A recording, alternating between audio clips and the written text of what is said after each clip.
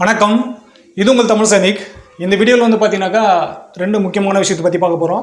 So அதில் first வந்து என்னென்னு பார்த்தீங்கன்னாக்கா, நம்ம இசிஹெச்எஸில் வந்து அப்டேட் பண்ணும்போது ஏதாவது மாற்றம் இருக்குது, இல்லை தவறான டேட்டா வந்து என்ட்ரி பண்ணிட்டோம், அதை வந்து சேஞ்ச் பண்ணுறீங்க அப்படின்ற பட்சத்தில் ஸோ அது சேஞ்ச் பண்ண பிறகு நீங்கள் வந்து பார்த்தீங்கன்னாக்கா டெம்பரரி ஸ்லிப் வந்து டவுன்லோட் பண்ணுவீங்க.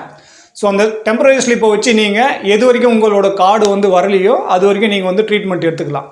ஸோ அந்த மாதிரி இருக்கும்போது நீங்கள் அப்டேட் பண்ணது ரெக்கார்ட் ஆஃபீஸில் வந்து அப்டேட் பண்ணிவிட்டு அது வந்து வெரிஃபை பண்ணியிருக்காங்களான்னு சொல்லிட்டு பாருங்கள். ஸோ அப்படி வெரிஃபை பண்ணாத பட்சத்தில் நீங்கள் டெம்பரரி ஸ்லிப் எடுத்துன்னு போயிட்டு உங்களோட பாலிகிளினிக்கில் ஆக்டிவேஷன் பண்ணுறீங்கனாக்கா அது வந்து உங்களுக்கு இன்வேலிடாக வந்து காட்டும். ஏன்னா அப்டேட் வந்து எது வரைக்கும் ரெக்கார்ட் ஆஃபீஸ் அப்டேட் பண்ணலையோ இல்லை அது வந்து வெரிஃபை பண்ணலையோ அது வரைக்கும் உங்களோட டெம்பரரி ஸ்லிப்பில் இருக்கிற மாதிரி டேட்டா வந்து இசிஹெச்எஸில் வந்து காட்டாது. இசிஹெச்எஸ் கார்டில் என்ன டேட்டா அப்டேட் பண்ணீங்களோ அதே மாதிரி டெம்பரரி ஸ்லிப்பில் இருக்கும்போது ரெண்டுத்துலையுமே அப்டேட் ஆகிட்டு இருக்கும்போது தான் அது வந்து பாலிகிளினிக்கில் வந்து அவங்க அப்டேட் பண்ணுறாங்க இல்லை ஆக்டிவேஷன் பண்ணுறாங்க அப்படின்ற பட்சத்தில் ரெக்கார்ட் ஆஃபீஸில் வந்து அப்டேட் ஆகிறதுக்கு முன்னாடியே நீங்கள் வந்து டெம்பரரி ஸ்லிப் வந்து டவுன்லோட் பண்ணிவிட்டு பாலிகிளினிக் எடுத்து போனீங்கன்னாக்கா அது ரெண்டும் வந்து பார்த்தீங்கன்னாக்கா டேட்டா வந்து மிஸ்மேட்ச் ஆகும், அதனால் வந்து அது அப்டேட் ஆகாது. ஸோ இதை வந்து கொஞ்சம் கவனமாக பார்த்துக்குங்க. ஸோ ரெண்டாவது பாயிண்ட் வந்து என்னென்னு பார்த்தீங்கன்னாக்கா DOPPW, அதாவது department of pension and pensioner வெல்ஃபேரும் ஸ்டாண்டிங் கமிட்டி ஆஃப் வாலண்டரி ஏஜென்சியும் இது ரெண்டும் பார்த்தீங்கன்னாக்கா சேர்ந்து 33வது மீட்டிங் ஒன்று பண்ணாங்க. போன வருஷம் பார்த்தீங்கன்னாக்கா 32 நடந்துச்சு. இந்த மாதிரி ஒரு வருஷமும் இந்த மாதிரி மீட்டிங் நடக்கும். ஸோ இந்த மீட்டிங்கில் வந்து என்ன பண்ணுவாங்கனாக்கா பென்ஷன் ரிலேட்டடாகவும் சரி மற்ற டிபார்ட்மெண்ட் ரிலேட்டடாகவும் சரி என்ன ப்ராப்ளம் இருக்கோ அந்த ப்ராப்ளத்துக்கான சொல்யூஷனு பென்ஷனர் தரப்புலேருந்து புட்டப் பண்ணுவாங்க. ஸோ அதுக்கு வந்து டிபார்ட்மெண்ட் சேர்ந்தவங்களும் இல்லை அந்த மினிஸ்ட்ரி சேர்ந்தவங்களும் பார்த்தீங்கன்னாக்கா அந்த கேள்விக்கான பதில், அதாவது இந்த ஸ்கீம் வந்து கொண்டு வந்தாச்சு, இல்லை இந்த ப்ராப்ளம் இருக்குது, இதுக்கான சொல்யூஷன் என்ன, இது வந்து நடைமுறைப்படுத்தப்படுமா இல்லை நடக்காதான்னு சொல்லிட்டு அவங்க வந்து டிஸ்கஸ் பண்ணுவாங்க. ஸோ அந்த மாதிரி இந்த வருஷம் நடந்த மீட்டிங்கில் வந்து பார்த்தீங்கன்னாக்கா ஃபஸ்ட்டு பாயிண்ட் வந்து நிறைய பாயிண்ட் வந்து பேசியிருக்காங்க. ஸோ பென்ஷனருக்கு வந்து என்ன பாயிண்ட் வந்து முக்கியமாக இருக்கோ ஸோ அதை மட்டும் நான் வந்து கொண்டு வந்திருக்கேன். இதோட PDF காப்பி வந்து கீழே லிங்க்கில் கொடுக்குறேன். ஸோ அங்கேருந்து டவுன்லோட் பண்ணிவிட்டு உங்களுக்கு தேவையான டீட்டெயில் இருக்கான்னு சொல்லிட்டு பாருங்கள். அப்படி புரியல அப்படின்ற பட்சத்தில் நீங்கள் அதை ஸ்க்ரீன்ஷாட் எடுத்து வாட்ஸ்அப்பில் அனுப்புங்க. ஸோ எனக்கு தெரிஞ்ச அளவுக்கு நான் எக்ஸ்பிளைன் பண்ணுறதுக்காக ட்ரை பண்ணுறேன். ஸோ அதில் ஃபஸ்ட் பாயிண்ட்டு நம்ம எடுத்த பாயிண்ட்டில் ஃபஸ்ட்டு வந்து பார்த்தீங்கன்னாக்கா அடிஷ்னல் பென்ஷன் பற்றி தான். ஸோ இது வந்து 60 வயசுலேருந்தே கொடுக்கணும் அப்படின்னு சொல்லிட்டு இவங்க கேட்டிருக்காங்க. ஸோ அது வந்து 60 வயசில் ஆகும், இந்த 5% ஆகும்போது 80 வயசில் 20%லேருந்து ஸ்டார்ட் ஆகிடுது, ஆல்ரெடி கொடுத்துட்ருக்காங்க. ஸோ அது 60 வயசுலேருந்து 5% ஸ்டார்ட் பண்ணோம் அப்படின்னு சொல்லிட்டு கேட்டதுக்கு இது வந்து சென்ட்ரல் கவர்மெண்ட் எம்ப்ளாயிஸ்க்கு வந்து இம்ப்ளிமெண்ட் ஆகும்போது இல்லை நடைமுறைப்படுத்தும் போது என்ன ஆகுனாக்கா ஸ்டேட் கவர்மெண்ட்டில் இருக்கவங்களும் பென்ஷனரும் வந்து கேட்பாங்க. அதே போல் பார்த்தீங்கன்னாக்கா இதுக்காக பணம் வந்து பார்த்தீங்கன்னாக்கா பட்ஜெட்டில் அதிகமாக வந்து ஒதுக்க வேண்டியதாக இருக்கும் அப்படின்னு சொல்லியிருக்காங்க. ஸோ இது வந்து நடைமுறைப்படுத்தப்படாது கிளியராக வந்து சொல்லலை, ஆனால் இதை வந்து ஆலோசனை பண்ணணும் அப்படின்னு சொல்லிட்டு மென்ஷன் பண்ணியிருக்காங்க. ஸோ ரெண்டாவது பாயிண்ட் வந்து பார்த்தீங்கன்னாக்கா எஃப்எம்ஏ வந்து 1000 ரூபாயிலேருந்து 3000 ரூபாய் வந்து அதிகரிக்கணும்னு சொல்லிட்டு இதுக்கு முன்னாடி ரயில்வே டிபார்ட்மெண்ட்டும் சரி மற்ற டிபார்ட்மெண்ட் வந்து கேட்டதாக வந்து நம்ம சொல்லியிருக்கோம். ஸோ அதுபடி பார்த்தீங்கன்னாக்கா இப்போ 1000 ரூபாய் கிடைச்சிட்டு இருக்கிற அமௌண்ட் வந்து கம்மியாக இருக்குது கொரோனாக்கு அப்புறம், ஏன்னா அதிகப்படியான மருத்துவம் வந்து செலவாகுது அப்படின்னு சொல்லிட்டு கேட்டதுக்கு இந்த 1000 ரூபாய் வந்து பார்த்தீங்கன்னாக்கா 7வது பே கமிஷனில் அவங்க என்ன ரெக்கமெண்ட் பண்ணாங்களோ அந்த அமௌண்ட் தான் வந்து கொடுத்துட்ருக்கோம். ஸோ இது வந்து நம்ம எதுவும் பண்ண முடியாது, ஆல்ரெடி பே கமிஷன் வந்து என்ன ரெக்கமெண்ட் பண்ணச்சோ அந்த அமௌண்ட் தான் கொடுத்துட்ருக்கோம் அப்படின்னு சொல்கிறாங்க. இது வந்து 1/7/2017 இந்த தொகை தான் வந்து கிடச்சிட்ருக்கு. நெக்ஸ்ட் வந்து பார்த்தீங்கன்னாக்கா பீரியட் டு பென்ஷன், அதாவது ஸ்பர்ஸை பற்றியும் கேட்டிருக்காங்க.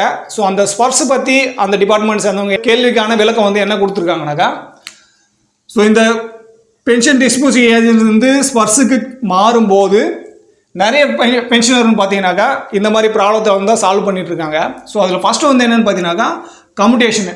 ஸோ கம்யூட்டேஷன் பீரியட் வந்து பார்த்தீங்கன்னாக்கா 15 வருஷம் கம்ப்ளீட் ஆன பிறகும் கூட அவங்களுக்கு கண்டினியூவாக ரீஸ்டோரேஷன் வந்து நடந்துகிட்டே இருக்குது. ஸோ இது வந்து ஆட்டோமேட்டிக்காக ஸ்டாப் ஆகிடுன்னு சொல்லியிருக்காங்க. அப்படி ஸ்டாப் ஆன பிறகும் மறுபடியுமே வந்து பார்த்தீங்கன்னாக்கா தொடர்ந்துட்டுருக்கு, இது வந்து ஸ்டாப் ஆகலை 15 வருஷம் கம்ப்ளீட் ஆன பிறகும் சொல்லியிருக்காங்க. ஸோ இது வந்து பார்த்தீங்கன்னாக்கா டேட்டா வந்து மிஸ்மேட்ச் ஆகிறதுனால ஸோ இது வந்து நடந்துகிட்ருக்கு. ஸோ இந்த டேட்டா வந்து மிஸ்மேட்ச் ஆனதுக்கான காரணம் வந்து என்னென்னு பார்த்தீங்கன்னாக்கா டிலே ஆஃப் பென்ஷனரோட பிவிடி வெரிஃபிகேஷன் வந்து பார்த்தீங்கன்னாக்கா லேட் பண்ணுறாங்க. அதாவது ஒரு வருஷம் 6 மாதம் கழிச்சு கூட அவங்களுக்கு ஸ்பர்ஸில் மைக்ரேட் ஆன பிறகு அவங்களோட பிவிடி வெரிஃபிகேஷன் பண்ணாத இருக்காங்க. அதே போல் ஸ்பர்ஸில் மைக்ரேஷன் ஆகிட்டுருக்கு அப்படின்ற அந்த தகவல் கூட அவங்களுக்கு தெரியாது இருக்குது அப்படின்னு சொல்லியிருக்காங்க.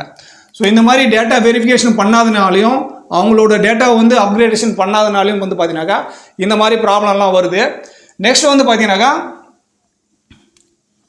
நான் பேமெண்ட் ஆஃப் அடிஷ்னல் பென்ஷனு, அதாவது 80 வயசு ஆன பிறகு நீங்கள் வந்து கொடுக்குற தொகை வந்து இந்த 20% வந்து பார்த்தீங்கன்னாக்கா ஆட்டோமேட்டிக்காக வந்து பார்த்தீங்கன்னாக்கா ஆரம்பிக்க மாட்டேங்குது. ஸோ 80 வயசு ஆன பிறகு வந்து அந்த 20% அடிஷ்னலாக கொடுக்க வேண்டிய பென்ஷன் வந்து பார்த்தீங்கன்னாக்கா கிடைக்காத நிறைய பேர் வந்து இருக்காங்க.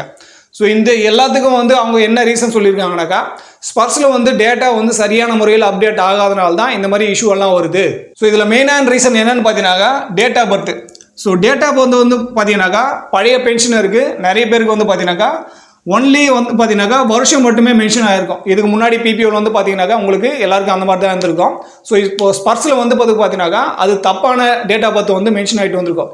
3001 அந்த மாதிரி எல்லாம் இயர் வந்து மென்ஷன் ஆகிட்டு வந்திருக்கு.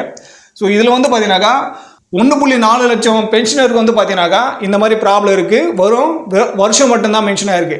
ஸோ அவங்களுக்கெல்லாம் பார்த்தீங்கன்னாக்கா அடுத்த வருஷத்தோட 1 ஜனவரி அந்த மாதிரி டேட்டை வந்து அவங்களாவே ஆட்டோமேட்டிக்காக சேஞ்ச் பண்ணி ஒரு டேட் ஆஃப் பர்த் வந்து கொடுத்துருக்காங்க. யாரெல்லாம் பிவிடி பண்ணிவிட்டு அப்கிரேடேஷன் பண்ணியிருக்காங்களோ ஸோ அவங்களுக்கு. ஸோ இதில் வந்து அதாவது டேட்டே வருஷமே இல்லை அப்படின்னு சொல்லிட்டு பிளாங்காக இருக்கிற மிஸ்ஸிங் டேட் ஆஃப் பர்த் இருக்கிற பென்ஷனர் வந்து பார்த்தீங்கன்னாக்கா 2.4 லட்சம் பேர் இருக்காங்க.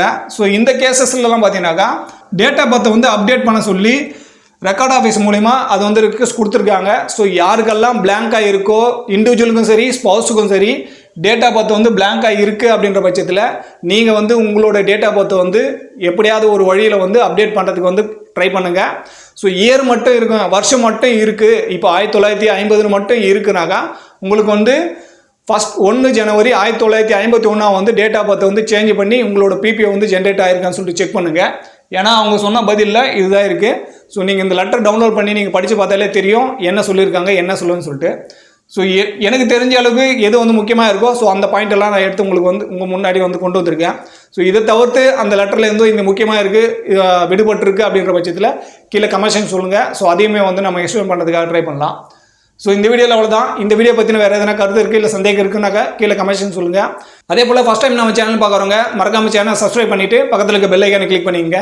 இதே போல் இன்னொரு வீடியோவில் மீண்டும் சந்திக்கலாம். நன்றி, வணக்கம்.